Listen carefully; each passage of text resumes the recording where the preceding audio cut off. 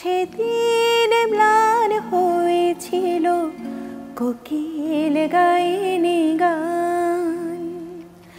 পলাশ সেদিন ম্লান হয়েছিল, কোকিল গায়নি গান। অকাতরে কত প্রাণ দিয়েছিল বলিদান, অকাতরে কত প্রাণ দিয়েছিল বলিদান। তবু মায়ের ভাষাকে দেয়নি হতে এতটুকু অপমান। তবু মায়ের ভাষাকে দেয়নি হতে এতটুকু অপমান। সত্যি না, এই ধরনের গানগুলো না অন্যরকম একটা ভালো লাগা কাজ করে শুনলে, আর মানে ভেতর থেকে এই কেমন যেন একটা টান অনুভব হয়। যাই হোক, আর অনেক গান গল্প আড্ডা হবে, বাট দর্শকদের আগে আমন্ত্রণ জানিয়ে আসি।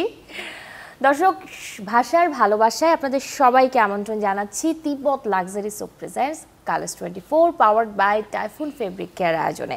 সাথে আছি আমি শাহরিন জেবিন, আর আমার সাথে আছেন দুজন গানের শিল্পী, আছেন জয় শাহরিয়ার এবং পুতুল। ভাষার ভালোবাসায় দুজনকে স্বাগত আজকের এই দিনে। ধন্যবাদ। দর্শকদের আমি আরেকটু জানিয়ে রাখতে চাই, দর্শক আজকে যেহেতু দুজন গানের মানুষ আছেন আমাদের সাথে, তাই আজকের পুরো আড্ডাটাই হবে গান আর গল্পে। আর যেমনটা আমি দর্শকদের জানিয়েছি, জয় শাহরিয়ারের কণ্ঠে একটা গান না হলেই না। একটু গান শুনি, তারপরে আড্ডাটা শুরু করা যাবে। আমি একটা নতুন গান গাই, আমি অ্যালবামের কাজ করছি, আমার নতুন। এটা 90-এর দশকে যারা আমরা বড় হয়েছি এই শহরে, তারা রিলেট করতে পারবে।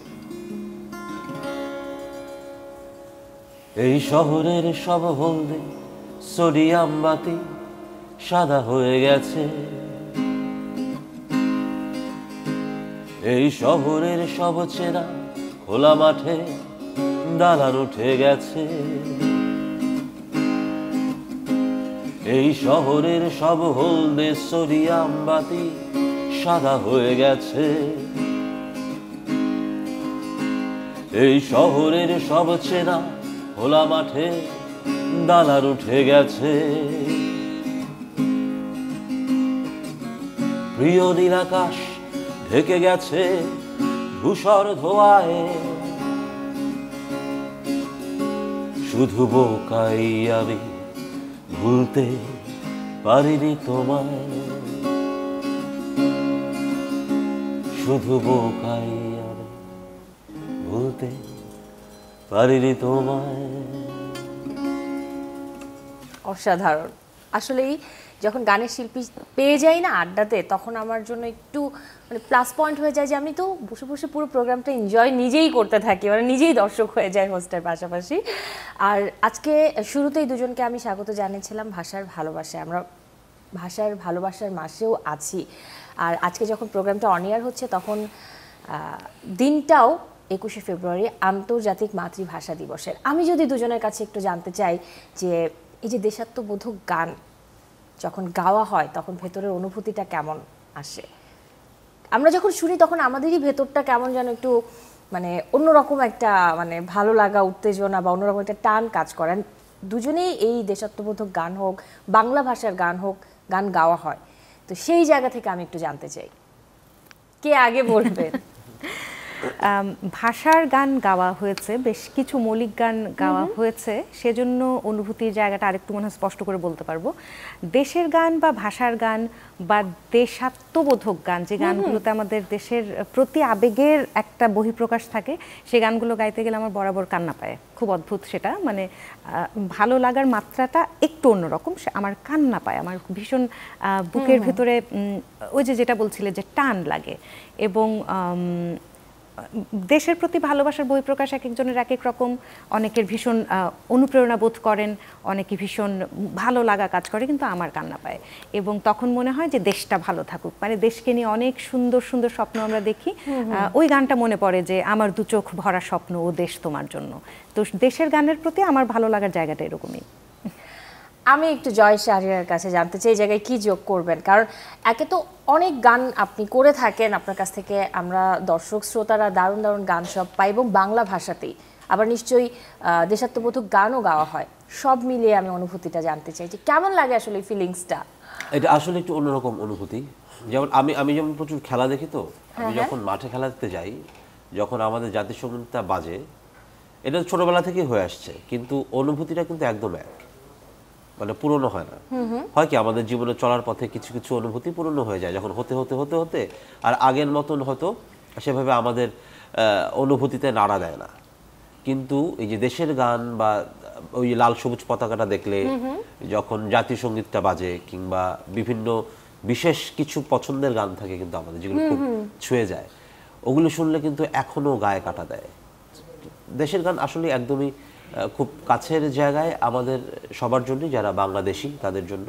এর শুধু শিল্পী বলে না, যে কোনো বাংলাদেশি হিসেবেই সেটা ভালো লাগার জায়গা, একদম কাছের জায়গা। আর শিল্পী হিসেবে আমি যদি বলি, আসলে সময়ের সাথে তো আমাদের অবস্থান, ভাবনা, পারিপার্শ্বিকতা বদলায়। সেই জায়গা থেকে হয়তো আমরা এখন যারা কাজ করছি, মানে আমাদের দেশে কিন্তু দেশের গান বলতে একটা ধারণা আছে, ওই ঘুরে ফিরে লাল সবুজ আসতে হবে, মানে একদম কিছু একদম স্টেরিওটাইপ একটা ভাবনা আছে। সেখান থেকে বেরিয়ে আসার সময় হয়েছে, এবং এখন সে ধরনের কিছু কাজও হচ্ছে। তেমন একটা গান কি 2 লাইন শুনতে পারি? তেমন গান আসলে যেটা যদি আমি বলি, মানে খুব প্লিজ, মানে এখনকার সময়ের কথা যদি বলি, বা যে সময়কে নিয়ে আমি কথা বলি, আমার একটা গান আছে এরকম: হেঁটে যেতে যেতে পথ ক্লান্ত ভীষণ, সব পুরনো শপথ শ্রান্ত যখন, ঘরে ফিরে গেছে শেষ স্বপ্ন পাখি সোরিয়াম শহরে, আজও দাঁড়িয়ে একাকী, কে কোথায় কখন কেন হচ্ছে তা যে কি, সময়টা ভুল ছিল শুধু মিথ্যের বেশাতি। এটা এই সময়ের গান, আমি এটা করেছি সত্যি অসাধারণ গানটা 2021 সালে করা গান এটা। তো আমরা তো আসলে এই সময়ের মধ্যে দিয়ে যাচ্ছি। আমরা কি আসলে, আমার বাবা মুক্তিযুদ্ধ করেছেন, সময় পেরিয়ে গেছে প্রায় 54 বছর। তো এখন তো আসলে মানে আমার গান এরকমই হওয়ার কথা। তো দেশের গানের ওই ধারণাটা থেকেও আমাদের বেরিয়ে আসতে হবে। দেশের এখন কি কথা, এখন কি বলতে চাই, সেটা দেশের গান। আমরা যেমন দেখেছি জুলাই সেজান হান্নানরা যে র্যাপ করেছে, ওটাও কিন্তু দেশেরই গান। তো এই জায়গাটাতে আমাদের মনে হয় আরেকটু পরিষ্কারভাবে, আরও সুন্দরভাবে, আরেকটু উদারভাবে কাজ করার জায়গা আছে। অবশ্যই। এই যে অনুভূতির কথা বলছিলেন আপনি, আমি একটু ওই অনুভূতিতেই ফিরে যেতে চাই, কারণ এই ভাষার মাস 21শে ফেব্রুয়ারির সাথে একটা পুরনো একটা আবেগ জড়ানো আছে। যে ছোটবেলায় স্কুলে যেতাম, হ্যাঁ 21শে ফেব্রুয়ারির দিন স্কুল ছুটির দিন, বাট স্কুল থেকে বলা থাকতো যে আসতে হবে, আসবে, এবং শহীদ মিনার বানানো থাকতো, সেখানে একটু ফুল দেওয়া, এই যে স্মৃতিগুলো, দুজনের কাছ থেকে এই মধুর স্মৃতিটা একটু শুনতে চাই। নিশ্চয়ই আছে? নিশ্চয়ই আছে, প্লিজ। এবং এই একটা দিন বছরে এটার জন্য মুখিয়ে থাকতাম যে সারা রাত ধরে ফুল কুড়িয়ে, আমার মফস্বলে বড় হয়েছি আমি, সেখানে কার বাগানে ফুল পাওয়া যাবে পরের দিন শ্রদ্ধা নিবেদনের জন্য, সেই বোধটা মনে হয় শৈশব থেকেই পরিবার থেকে আসে শিশুদের ভিতরে। তো আমি জানতাম, বা আমাদের যারা আমরা একসঙ্গে যারা বড় হয়েছি তারা জানতাম যে পরের দিন প্রভাত ফেরিতে খালি পায়ে আমরা হাঁটতে যাব, এবং ফুলের তোড়া যে যেমন পারি, শিশু সুলভ, খুব খুব মানে খুব অগোছালো এলোমেলো একটা তোড়া নিয়ে যাচ্ছি, তবুও একটা ভালোবাসা প্রকাশের একটা বহিঃপ্রকাশ। গায়ে একটু লাল কালো সাদা জামা থাকতে হবে, এবং আমার ভাইয়ের রক্তে রাঙানো গাইতে গাইতে গাইতে গাইতে খালি গলায় গাইতে গাইতে পুরো এলাকা প্রদক্ষিণ করে শেষে গিয়ে শহীদ মিনারে ফুল দেওয়া, এগুলোর ভিতরে বড় হয়েছে। আসলে এগুলো দেখে বিশ্বাস করি বড় হয়েছে। আমরা মনে হয় শেষ প্রজন্ম যারা এভাবে 21শে ফেব্রুয়ারি পেয়েছি। এই যে বললো, আমি এটাই বলতে চাচ্ছিলাম, এখন তো মানে সবাই শাহবাগ থেকে গোল ফুলের রিং কিনে চলে যায়। আমার মনে আছে আমরা পাড়ায় নিজেরা রাতের বেলা নিজেরা ওই ফুল সংগ্রহ করে বানাতাম। আমরা সংগঠন করতাম, যেহেতু আমরা একটা ছোটদের সংগঠন ছিল তো, এবং ওই দিন ফুল ছেঁড়া কোনো বাধা ছিল না পাড়ায়, যে কোনো জায়গায় সবার যার যার ছাদে, এবং যেটা কি ছিল আমাদের সবার বাসার ছাদে বারান্দায় ফুলের গাছ থাকতো, ফুল ফুটতো। সবাই সবার মতো যতটুকু পারি, যে যেখান থেকে পারে এনে আমরা সেভাবে নিজেরাই ওই ফুলের তোড়া হোক বা বুকে হোক বানাতাম। আমি পল্টনে বড় হয়েছি, নয়া পল্টনে। তো সেখান থেকে এখনকার হিসেব ধরলে কিন্তু কম দূর না শহীদ মিনার, কিন্তু তখনকার হিসেবে আসলে খুব বেশি দূরও ছিল না। এবং আমরা কিন্তু যেটা করি এখনকার মতো যেরকম শাহবাগ থেকে ফুলের বুকে কিনে জাস্ট বেদিতে ওঠার আগে জুতো খুলে আমরা উঠতাম না, আমরা বাসা থেকে খালি পায়ে বেরোতাম এবং সবাই একসাথে গান গাইতে গাইতে যেতাম। তো সেটা একটা অন্যরকম অনুভূতি তো বটেই। আর সময়ের সাথে অনেক কিছু বদলায়, এখনও বদলেছে, আমাদের মানুষ বেড়েছে, আগের মতন চাইলেই হয়তো অনেক কিছু ওভাবে করা সম্ভব না, কিন্তু ওই অনুভূতিগুলি আসলে অন্যরকম সুন্দর। আসলেই তাই। আর এই ফেব্রুয়ারি মাস, 21শে ফেব্রুয়ারি ভাষার মাসের সাথে আরও একটা অনুভূতি আছে যেটা যুগে যুগেই আজও বেঁচে আছে, আগামীতেও আশা করব থাকবে। সেটা হচ্ছে মানে ফেব্রুয়ারি মানেই হচ্ছে অমর 21শে গ্রন্থমেলা, হ্যাঁ বইমেলা। তো এইবারের বইমেলাতে আপনাদের দুজনেরই বই এসেছে, আমি সেটা নিয়ে একটু দুজনের কাছেই জানতে চাইবো। প্রথমে যদি আমি পুতুলের কাছে আসি, যে এবারে আপনার, আমি যদি ভুল না করি, 10ম বই এসেছে শিল্পী সত্তার ব্যবচ্ছেদ, একটু জানতে চাই বইটা সম্পর্কে।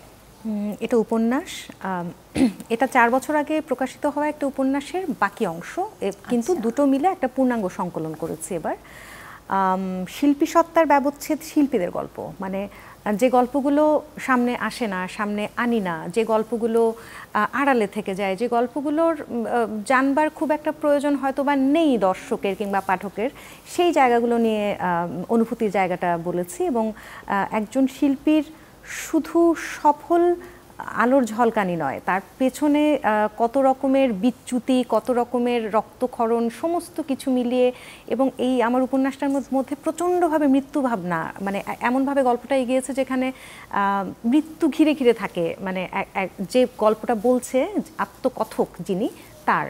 তো সবটা মিলিয়ে এটা আমার খুব প্রাণের কাছাকাছি একটা কাজ, কারণ সেখানে আমি ভীষণভাবে আমাকে পেয়েছি, সেখানে ভীষণভাবে আমি আমার দেখা জীবনগুলোকে পেয়েছি, যে জীবনের অনেক গল্প হয়তো সব সময় অজানাই থেকে যায় আমাদের কাছে।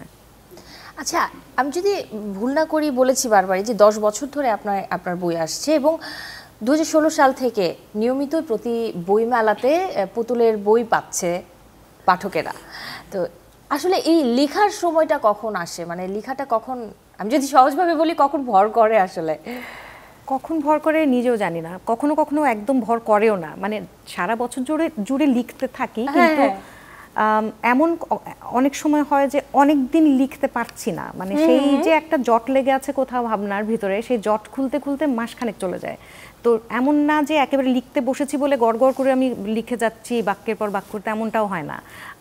লেখাটা মানে সাহিত্যের প্রতি অনুরাগ বা চর্চার জায়গাটা শৈশব থেকে নিয়ে বড় হয়েছে। হয়তোবা রাতে লিখে, মধ্যরাতে লিখে, ইদানিং তাই অনেকটাই, কারণ আমার একটু নিরিবিলি একটা পরিবেশ লাগে, আমার কন্যাটি এখন অনেক ছোট, সে ঘুমিয়ে গেলে তারপরে লিখতে বসি, তো সেইটা হয়। ওকে, আমি সুর ছাড়া কবিতারা বইটা সম্পর্কে জানবো, বাট তার আগে এই কথার লেজ জুড়ে একটু জয় ভাইয়ের কাছ থেকে জানতে চাই যে এই লেখাটা কখন আসলে আসে ভেতর থেকে, বা লেখার উপযুক্ত সময় কোনটা? এটা আসলে সব সময়, এটা এক এক সময় এক এক রকম হয়, তবে রাতেই বেশি করা হয়, কারণ তখন সবকিছু একটু নিশ্চুপ থাকে না, একটা ওরকম মানে অনেক কিছুর মধ্যে ওই যে মুড়িওয়ালার ডাক, কাজের বুয়া জিজ্ঞেস করছে চা খাবো কিনা, এগুলির ভিতরে লেখা আসলে একটু কঠিন। আর আমার যেটা হয় যে বাচ্চা বড় হচ্ছে, তো এই সময়টায় বাচ্চা ঘুমানোর পর আমি আমার মতন আমার গিটার, আমি কিন্তু এখন আলটিমেটলি মোবাইলেই লিখি, আমার লেখা মোবাইলেই লিখে তারপর সেটা আবার হয়তো এটা হতেই পারে, কারণ এখন একটু ডিজিটাল যুগেও আছি আমি, তাই করি আমি আমার কাজগুলো সেভাবেই করি। তো এটা যখন আসে আমার ক্ষেত্রে যেটা হয়, আমি তো মূলত আসলে আমার লেখা কিন্তু আমি গান লিখি, সেটা গানের ক্ষেত্রে আমি আলাদা করে গান লিখি না, আমি গান একবারে বাঁধি, গান লেখা সুর একসাথে হয়। আচ্ছা, এর বাইরে যে কাজগুলি করি, আমি কিছু নন ফিকশন নিয়ে কাজ করি, আমি কিছু আমাদের প্রিয় শিল্পীদের, বরেণ্য মানুষদের জীবনী নিয়ে কাজ করছি গত কয়েক বছর। সেগুলোর ক্ষেত্রে যেটা হয়, সেগুলো একটা প্রিপারেশন থাকে আমার কিছু, আগে আমি হোমওয়ার্ক করি তাদের সাথে বসার আগে, তাদের কথাগুলো শোনবার আগে, তারপর সেটা রেকর্ডেড থাকে, তারপর সেই রেকর্ডটা শুনে আমার মতন করে আমি গুছিয়ে আবার লিখি। সেটা ultimately most of the time মোবাইলেই হয়। আর এর বাইরে কিছু কিছু ক্ষেত্রে হয়তো লিখতে হয় ছোট ছোট লেখা, সেটা খুবই কম লিখি আমি, সেটা ফিকশন হোক নন ফিকশন হোক, মূলত আমি রাতেই লিখি। আচ্ছা, এই গানটা দেশের গান শুনে, আচ্ছা দেশের গান যদি হয়, এটাও ভাষারই গান, সুর করেছেন শ্রদ্ধেয় সুজয় শ্যাম, ওনার একেবারে শেষের দিকের কাজ এটা। এবং অপ্রকাশিত একটা কাজ, লিখেছে অপু আমান। নদীর জলে ভাসাইয়াছি বাংলা ভাষার ভেলা, ঢেউয়ের তালে নিত সেথায় কত কথার খেলা। বাংলা আমার শীতের চাদর, বাংলা রোদের আলো, আমি বাংলা মায়ের সন্তান মাগো, তোমায় বাসি ভালো। আমি তো এমনই, হয়তো একটু অন্যরকম। আমি তো এমনই, নাম না জানা পাখির মতন। আমি তো এমনই, যেন আছড়ে পড়া কোনো ঢেউ। আমি তো এমনই, আসলে কেমন জানলো না তো কেউ। আমি তো এমনই, এমনই তো আমি। আমি তো এমনই, এমনই তো আমি। যেমনটা আমি বলেছিলাম, আপনার কাছে আমি জানতে চাই সুর ছাড়া কবিতারা কি আছে এই বইতে? সুর ছাড়া কবিতারা নামের ভিতরেই বলা আছে কি আছে। কবিতা এখানে আমার সেখানে যেসব সুর নেই, কবিতা এরকম কিছু? কখনো সুর করা হয় নাই, মানে গান আচ্ছা, হয়ে আচ্ছা। ওঠেনি, গান হয়ে ওঠে নাই, সেই কবিতাগুলোর সংকলন সুর ছাড়া কবিতারা। আমার কাছে যেটা হয়, আমি যেহেতু গানের মানুষ, আমার কবিতাগুলো আসলে সুর হয়ে গান হয়ে যায়। গত 22 বছরে আমার যেই কবিতাগুলো কখনো সুর করা হয়নি, সেই কবিতাগুলোর সংকলন এটা সুর ছাড়া কবিতারা। এটা আমার তৃতীয় কাব্যগ্রন্থ। আচ্ছা, এবং এখানে আমার প্রথম দুটো কাব্যগ্রন্থের যেই কবিতাগুলো সুর ছাড়া সেগুলি আছে। সাথে আমার যেমন সর্বশেষ কাব্যগ্রন্থ বেরিয়েছে 13 বছর আগে, 2012-তে। এই 13 বছরে আর যা যোগ হয়েছে সুর ছাড়া কবিতারা, সেগুলি যোগ হয়ে পুরো একসাথে একটা সংকলন। তো আমার সুর এমনি ছাড়া একটু কবিতারা। জানতে ইচ্ছে করছে যে এই গানগুলো, মানে গান যেগুলো হয়নি সেটাই তো সুর ছাড়া কবিতারা, কিন্তু এখান থেকে কোনোটার কি কোনো সম্ভাবনা আছে যেটা নিয়ে না, সুরের মনে কাজ হয় যেহেতু করা এত হবে? বছরে হয় না, এটা হবে না। ওকে, যদি একটু জানতে চাই দুজনের কাছে, দুজনের বই নিয়ে মেলা থেকে রেসপন্স কেমন পাওয়া হচ্ছে, প্লিজ কে বলবেন আগে? মেলাতে কতটুকু সাড়া পাই সেটার একটা বড় অংশ গতদিন আমি মেলায় গিয়ে জানতে পারলাম যে আমাদের অনলাইনে প্রচুর আসলে বই বিক্রি হয় সারা বছর, এবং এইটা না আমার মাথায় একদম ছিল না। মানে আমি জানতাম যে রকমারিতে বই থাকে প্রতি বছর, কিন্তু এত বড় একটা অংশ জুড়ে যে অনলাইনে বিক্রি হয় সেই ব্যাপারটা আমার মাথায় ছিল না। তো আমি সবসময় বই মেলার জন্য সকলকে আহ্বান জানাই, মেলায় আসুন, অনন্যা প্রকাশনীতে 27 নম্বর প্যাভিলিয়নে দেখা হবে। আমি ভাবলাম যে এই কথা তো আমি তাহলে শুধু ঢাকা কেন্দ্রিক পাঠকদের জন্য বলি, ঢাকার বাইরে থেকে যারা অনলাইনে সংগ্রহ করেন তাদেরকে তো কখনো আহ্বান জানাইনি। তো এটা তো খুব অন্যায় করছি আমি। সুতরাং অনলাইনেও বিক্রি হয়, যেটা আমরা দেখতে পাই না, পরে একটা সময় হয়তো বা একটা ধারণা পাওয়া যায় মাসখানেক পরে। আর বইমেলাতে যারা এসে সংগ্রহ করেন তাদের সঙ্গে তো দেখাই হয়, সারা বছর জুড়েই তারা জানতে চান, কৌতূহল প্রকাশ করেন কি আসছে, মানে কোথায় পাওয়া যাবে, তো সেই একটা ব্যাপার তো থাকেই। আর এই যে সুর ছাড়া কবিতারা কেমন রেসপন্স পাওয়া হচ্ছে? এখন খুব ভালো। আমার আসলে কোনো এক্সপেকটেশন ছিল না, কারণ আমার ধারণা কবিতার বই বিক্রি হয় না। কিন্তু আমার যেহেতু নিজেরই প্রকাশনা আজব প্রকাশ, আমাদের স্টল হচ্ছে 398, 399। এই প্রথম 15-16 দিনের খুব ভালো রেসপন্স এই বইটার। আর যেহেতু আমি এই গত কয়েক বছর ধরে কিন্তু আমি গান নিয়ে কাজ করছি, আমি বায়োগ্রাফি করছি প্রতি বছর একজনের। এই বছর সেটা আমার করা হয়নি, বিকজ আমার কাজ চলছিল, আমি শেষ করতে পারি নাই। আমি নচিদার বায়োগ্রাফি লিখছি এবং শহীদ মাহমুদ জঙ্গির বায়োগ্রাফি করছি, কিন্তু শেষ করতে না পারার কারণে সেটা আসে নাই। তো সেই জায়গা থেকে আমার একটা দুঃখবোধ আছে যে আমার এই যে থাকে না, একটা পরিকল্পনা থাকে যে আমি এই বছরে কাজগুলো করতে চাই। তো সেই জায়গা থেকে সুর ছাড়া কবিতারা হয়তো এক ধরনের কি বলবো, আমার উপস্থিতি তো নিশ্চিত করেছে বইমেলায়, কিন্তু আমার আসলে ওভাবে কি বলে এক্সপেকটেশন ছিল না, কারণ কবিতার বই আসলে। কিন্তু আমি আসলে খুবই মুগ্ধ। এবং এক্ষেত্রে যেটা হয়েছে, যদি সত্যি কথা বলি, আমি মূলত গানের মানুষ, লেখালেখি করি। সেক্ষেত্রে যে 22 বছরের 53টা কবিতা, তাহলে বুঝতেই হবে যে আমার লেখার পরিমাণ খুব কম। আমি একেবারে নিজের তাড়নায় কিছু কিছু বিষয় লিখলে তখন লিখি, অন্যথায় লেখা হয় না। সেই জায়গা থেকে যে এই বইটাও মানুষরা এভাবে গ্রহণ করছেন, এবং যারা কবিতা পড়েন তেমন মানুষজন আলাদা করে সংগ্রহ করছেন, সেটা আমার জন্য খুবই আনন্দের। ওকে, বইমেলা নিয়ে যখন কথা হচ্ছে তাহলে এই প্রসঙ্গে আরেকটু আলাপচারিতা করি দুজনের সাথে। এবছরে বেশ কিছু অপ্রত্যাশিত ঘটনা আমাদের চোখে পড়েছে, নিশ্চয়ই আপনাদের দুজনেরও নজরে এসেছে বিষয়টা।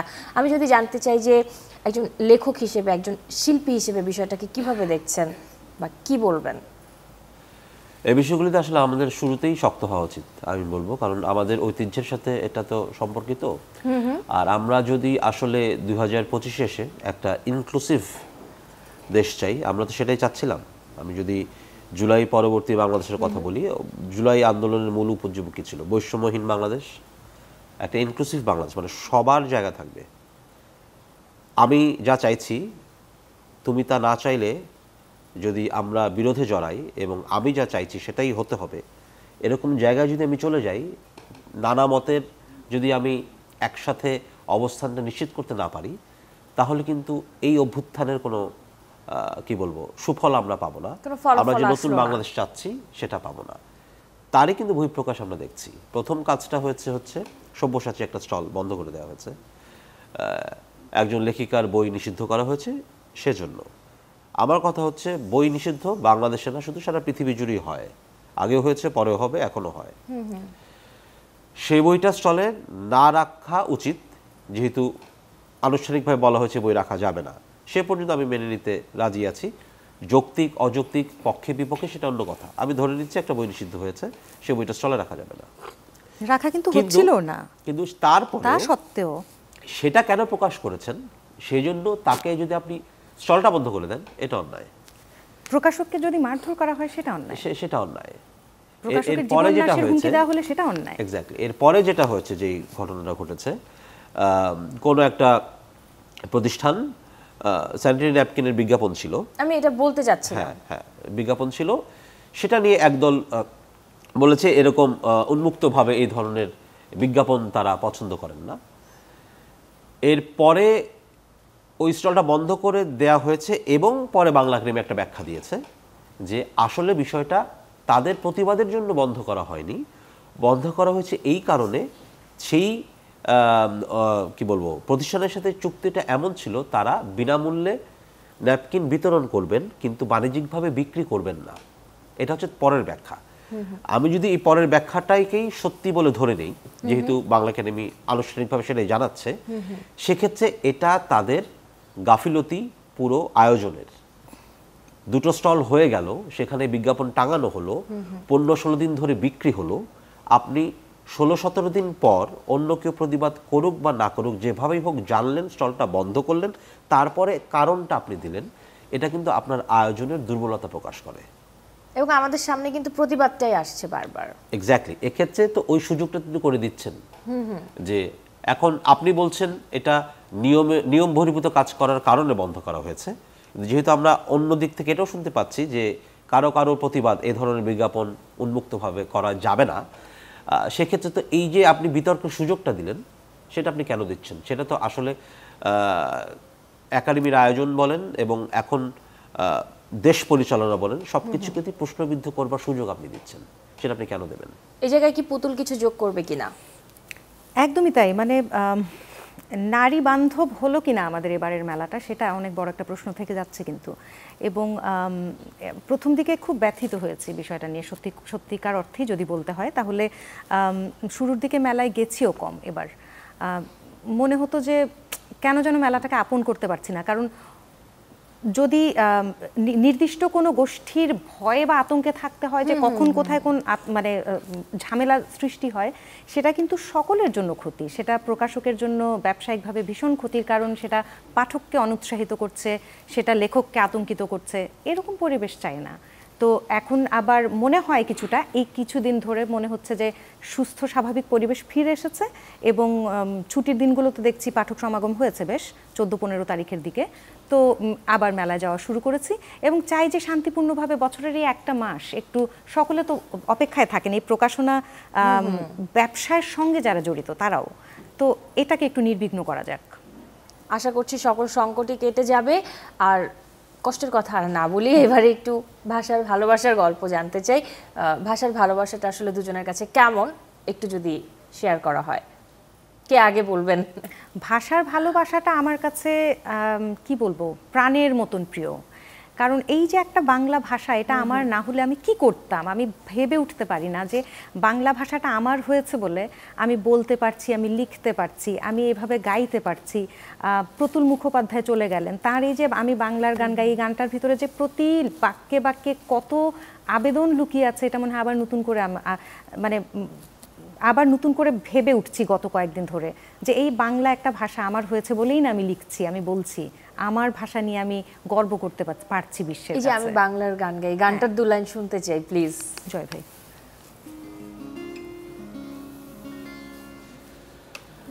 গাও।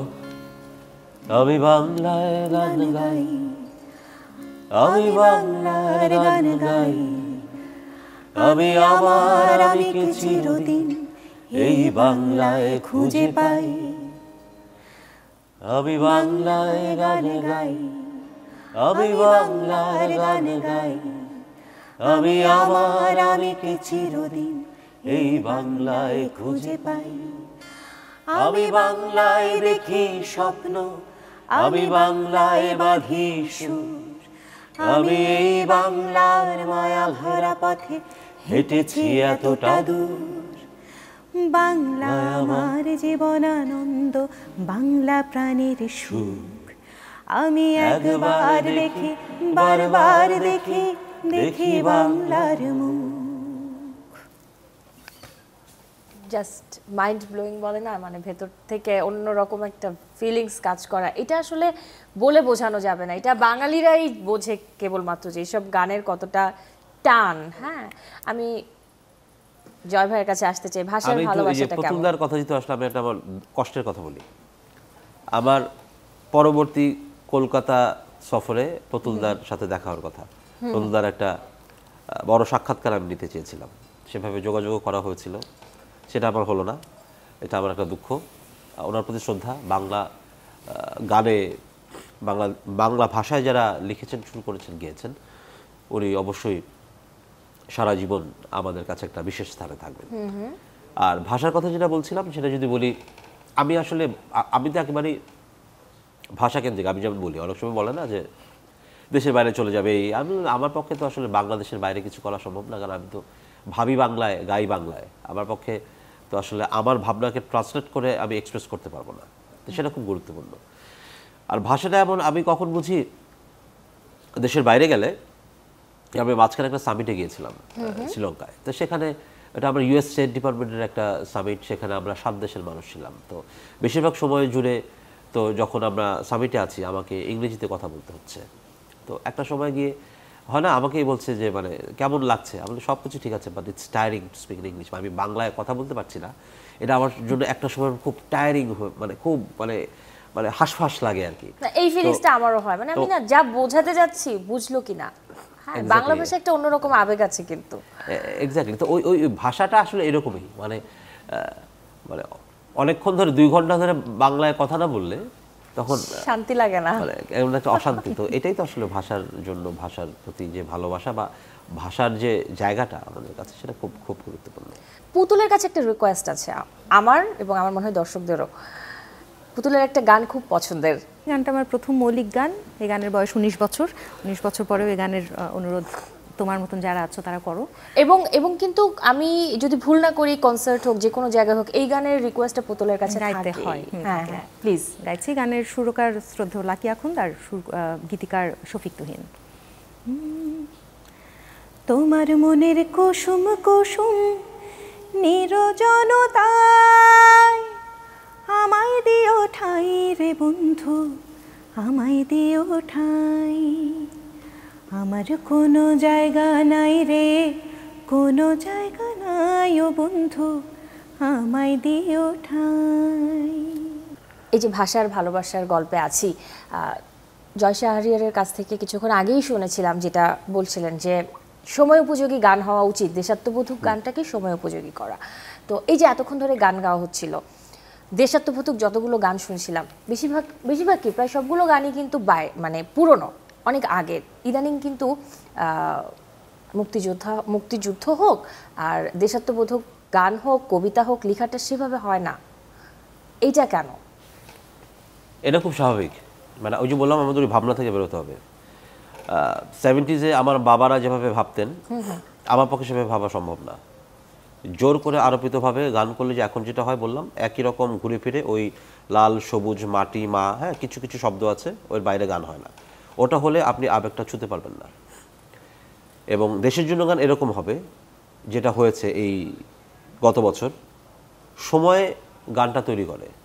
আরোপিত গান কখনো দীর্ঘস্থায়ী এবং মানুষকে ছুঁতে পারে না, কারণ সেটা আসলে সেই ভাবনাটাকে ছুঁতে পারে না। আর গান কিন্তু হচ্ছে না তা না, আবার কিছু কিছু গান থাকে ওটাকে আপনি অতিক্রম করতে পারবেন না, কারণ সেটা যেই সময়ে যত বড় পারিপার্শ্বিকতার ভিত্তিতে তৈরি হয়েছে। ওই আমি একটি ফুলকে বাঁচাবো বলে যুদ্ধ করি, এটা আমাকে ভাবতে পারতে হলে ওরকম অবস্থার ভেতর দিয়ে যেতে হবে, নইলে কিন্তু হবে না। বা এই যে এক ধরনের আউটবার্স্ট 24-এ দেখেছি, এই যে কথা ক বা আওয়াজ উঠা, এই গান যে গেয়েছে সেজান বা ওরা কেন গিয়েছে, ওই সময়টা ওকে ওই কথা বলতে বলেছে। মাঝখানে আমি 90s মনে আছে রাজাকারের তালিকা চাই গান করেছিল নোভা, ওই সময়টা ওরকম জায়গায় নিয়ে গেছে। তাই জাহানারা ইমাম ওই সময় ওই আন্দোলনটা করছেন যখন মাত্র শুরু হলো রাজাকারদের বিচার চাওয়া বাংলাদেশে, তখন ওরকম গান হয়েছে। এটাকে সময়ের উপর এভাবেই ছেড়ে দিতে হবে, এটাই নিয়ম। এখন যদি আমাকে বলা হয় আপনি একটা দেশের গান তৈরি করেন, তো সেখানে যদি আমাকে বেঁধে দেয়া হয় যে ওই 71-এর আদলে স্বাধীন বাংলা বেতার কেন্দ্রের গানের আদলে তার একটা ধারাবাহিকতা আমার গান বানাতে হবে, যেটা এখন হয়, সেজন্য এই গানগুলি আর ওভাবে হৃদয় ছুঁয়ে যায় না। গত 20 বছরে বা গত 50 বছরে ওই যদি আমি একটা সময়ের পর ধরি, আমাদের প্রজন্মের অনেক গান আছে, গান হয় না একদম ভুল কথা, গানগুলি পৌঁছায় না, কারণ গানগুলিতে আসলে ওই আত্মার টানটা নাই। আর আসলে জোর করে তো দরকার নাই, মানে আমি যখন গান করতে চাই, আমার এত মানে আহমেদ ইমতিয়াজ বুলবুলের গানগুলি কেন এরকম হয়, উনি 80 সালে দেশের গান করলেও হয়েছে, কারণ উনি ওইটা অনুভব করতে পারেন। বুলবুল ভাই যেভাবে দেশ মানে ওই সময়টা দেখেছেন, একটা দেশের জন্ম দেখেছেন, ওই স্ট্রাগলটা দেখেছেন, ওই অনুভূতিটা না আসলে 95 সালে জন্ম নিয়ে একটা ছেলে পাবে না। ওর অনুভূতিটা এরকম হবে সেই সময় অনুযায়ী, এটা আমাদেরকে মেনে নিতেই হবে, জোর করে আর্ট হয় না। পুতুল কি কিছু যোগ করবে এই জায়গায়? দিবস ভিত্তিক গান কিন্তু অনেক প্রকাশিত হয়, সারা বছর জুড়ে হয়তো হয় না, গান অথবা লেখনী, এবং হয়তো বা সেটার বাণিজ্যিক আবেদন কম, সেজন্যও কেউ অনেকে করতে চান না যে এই গান তো আমি সারা বছরে গাইতে পারবো না, একটা তার চাইতে একটা আধুনিক গান বানালে এটা আমি মঞ্চে গাইতে পারবো, এটা সবার কাছে পৌঁছবে। কিন্তু ওই যে কিছু বিশেষ দিবসে, ডিসেম্বরে, মার্চে, এই সময়গুলোতে হয়তো বা গানটা একটু ছড়াবে, একটু বেশি শোনা হবে, সেই জন্য গানগুলো এমন হয়। যেমন আমি প্রথমে যে গানটা গেয়ে শুরু করেছি, এটা বাংলাদেশ বেতারের জন্য গেয়েছি, কিন্তু এই মাসেই, কারণ তাদের 21শে ফেব্রুয়ারির বিশেষ একটা আলেখ্যানুষ্ঠানের জন্য গাইতে হয়েছে। তো দিবস ভিত্তিক চিন্তার বাইরে গিয়ে মনে হয় চিন্তা করার সময় এসেছে, তাহলে দেশের গান আরো অনেক বেশি মাত্রায়, বেশি পরিসরে আমরা পাবো আর কি। মানে যৌক্তিক একটা জায়গা তৈরি, যেমন মাঝখানে গান কিছু কিছু দাঁড়িয়েছে, আসিফ ভাইয়ের সাবাস বাংলাদেশ কিন্তু সবাই গায়, হ্যাঁ রুমির একটা গান আছে, কারণ ওটা ক্রিকেটের সাথে রিলেটেড। হ্যাঁ মানে গানটা আসলে ওই যে বললাম তো, আমাকে ভিতর থেকে সেটা মানে আমাকে অনুভব করতে হবে। অর্ডারি গান কখনো হৃদয় ছুঁয়ে কাছে অনেক অনেক কিছু জানতে পারলাম, আর গানও শুনেছি, অনেক দর্শকদেরও শুনেছি, আয়োজনের শেষ প্রান্তে আছি। আমি একটু দুজনের কাজের আপডেট সম্পর্কে জানতে চাই, দর্শক আগামীতে কি পাচ্ছে, দর্শক শ্রোতারা? আমার অ্যালবাম আসবে, আমি অ্যালবামের কাজ করছি, আমার 5ম স্টুডিও অ্যালবাম, এটা অনেকদিন ধরে করছি, আমি অনেকবার বলেছি আসবে, এবার আসবেই, মানে এই বছর আশা করছি ঈদে পুরো অ্যালবাম না আসলেও 1-2 গান আসবে। এই বছরের মাঝামাঝি নাগাদ আমার 5ম স্টুডিও অ্যালবাম আসবে 8টা গান নিয়ে। এখন বইমেলার জন্য আমি যদি ব্যস্ত, এই মাসটা বিরতি নিচ্ছি, আমি রোজার মাসে আবার স্টুডিওতে ঢুকে যাব। আমার গান তৈরি, মানে লিরিক কম্পোজিশন ইজ ডান, এখন অ্যারেঞ্জমেন্টসের কাজ চলছে, মহানের স্টুডিওতে কাজ হচ্ছে।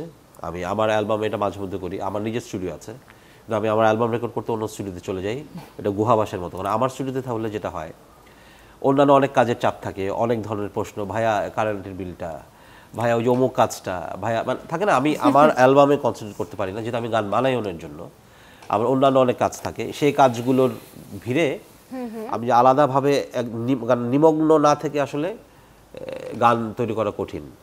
আর আমি আমার অ্যালবামটা সবসময় আমার কাছে খুব স্পেশাল, কারণ আমি মনে করি একজন শিল্পীর অ্যালবাম তার ওই সময়টাকে ধরে রাখে, মানে আমি কি ভাবছি, আমি কেমন লিরিক লিখছি, আমার অ্যারেঞ্জমেন্টসটা, এটা কিন্তু আসলে 10, 20, 30 বছর পর ওই সময়ের শিল্পীর ছবি। তো আশা করছি এবছর আমার 5ম স্টুডিও অ্যালবাম আসবে। ওকে, পুতুলের কি অবস্থা? পুতুলের কাছ থেকে কি পাচ্ছে দর্শক 5টা শ্রোতারা? গানের একটা ইপি আসছে আমার আর সৈয়দ রেজা আলীর। প্রথম গানটা আচ্ছা। এলো মাত্র, বাকি গানগুলো তৈরি হওয়া আছে। গানগুলো হয়তো একটা ছোট ছোট বিরতির পরে গানগুলো আসবে। এছাড়াও বেশ কিছু কাজ করা হয়ে আছে, সেই কাজগুলো আসবে। আশিস দেবরয়ের কথা সুরে একটা গান করা আছে, সেটা আসবে। ইউসুফের সুরে একটা গান করা আছে, সেটা আসবে। মিউজিক ভিডিওর জন্য সেগুলো একটু থেমে আছে, সেগুলো হয়তো আসবে। আর এছাড়া আমার নিজস্ব যে প্রকল্প পুতুল গান, সেইখানেও বেশ কয়েকটা গান তৈরির পরিকল্পনা মাথার মধ্যে গোছানো আছে। ঢুকে যাব যে কোনো দিন স্টুডিওতে। ওকে, দুজনকে অসংখ্য ধন্যবাদ আজকের এই কালার্স 24 এর সেটে যুক্ত হবার জন্য। আর দর্শকদের মতো আমিও অপেক্ষায় আছি দুজনের আগামীর কাজের জন্য, ভাইয়ার গানের অ্যালবামের জন্য। পুতুলের কাছ থেকেও বেশ কটা গান দর্শক শ্রোতারা পাচ্ছে। সো আগামী দিনের জন্য অনেক অনেক শুভকামনা রইল। বাড়ি ফিরে যেতে হবে আজকের দিনে। ভাষার ভালোবাসায় আয়োজনটা শুরু করেছিলাম, শেষও করতে চাই ভাষার ভালোবাসায়। Tibet luxury soap presents Colors 24 powered by Typhoon fabric কেয়ারের আয়োজনে প্লিজ দুজনের গানের সাথেই বাড়ি ফিরতে চাই। আমার ভাইয়ের রক্তে রাঙানো 21শে ফেব্রুয়ারি আমি কি ভুলিতে পারি, আমার ভাইয়ের রক্তে রাঙানো 21শে ফেব্রুয়ারি আমি কি ভুলিতে পারি। ছেলেহারা শত মায়ের অশ্রু গড়ায় ফেব্রুয়ারি আমি কি ভুলিতে পারি। আমার ভাই রক্তে রাঙানো 21শে ফেব্রুয়ারি আমি কি ভুলিতে পারি।